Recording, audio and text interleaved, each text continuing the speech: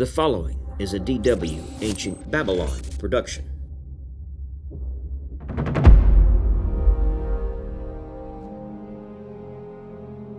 The increased competition over land among city-states is first demonstrated in detail during the border conflict between the city-states Umma and Lagash. Over a period of 150 years, from about 2500 to 2350 BC, the kings of Lagash provided their accounts of this dispute while portraying themselves as deputies acting on behalf of the gods. According to these Lagash accounts, the chief god Enlil in the distant past had demarcated the border between the two states. The inscriptions acknowledge that the act had historically been performed by a king of Kish called Mesalim, who would have lived around 2600 BC. Even at this early time, the two city-states already had competing claims and recourse to outside arbitration.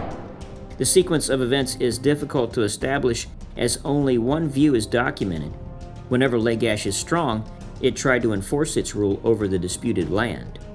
Successive kings stated that the army of Lagash defeated Umma's rulers, but the conflict persisted over several centuries, which shows how inconclusive these battles really were. Not all interactions between states were hostile, however. The royal houses communicated with one another as equals and had diplomatic relations, often with the exchange of gifts. These city-states often grouped themselves in various coalitions in order to stand up to one another. Around 2400 BC, for example, a king of Uruk claimed kingship over Ur, a city 50 kilometers to the south. The process of conquest and unification culminated at the end of the early dynastic period when the king of Umma, Lugozagazi, conquered Ur and Uruk and then defeated Uruk-Kagina of Lagash, thus taking control of the entire south of Babylonia and creating the first documented kingdom to encompass all of Sumer. Before losing to Lugozagazi, Uruk-Kagina may have created the first example of a legal code in recorded history. This code sought to achieve a higher level of freedom and equality among his people and limited the power of the priesthood and large property owners. He states, "The widow and the orphan were no longer at the mercy of the powerful man." Although the actual text has not been discovered, much of its content may be surmised from other references to it that have been found.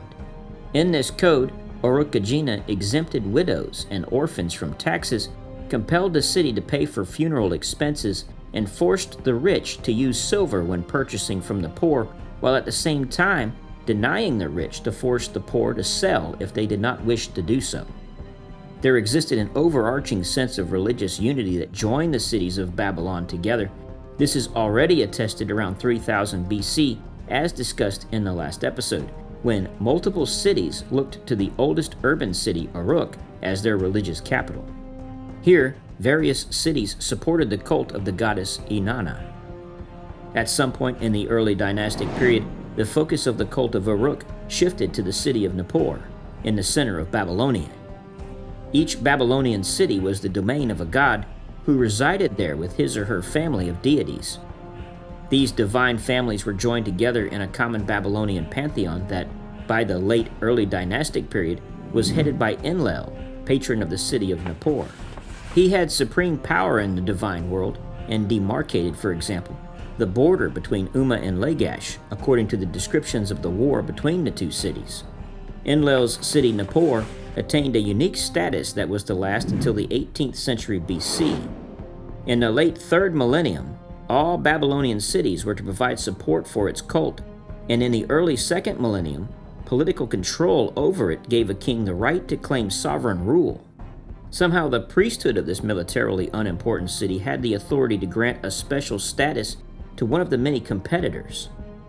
They seem to have had this power already in the early dynastic time, when kings of Adab, Kish, Lagash, Umma, and Uruk left short inscriptions at Nippur, suggesting that they sought to curry favor with its priesthood.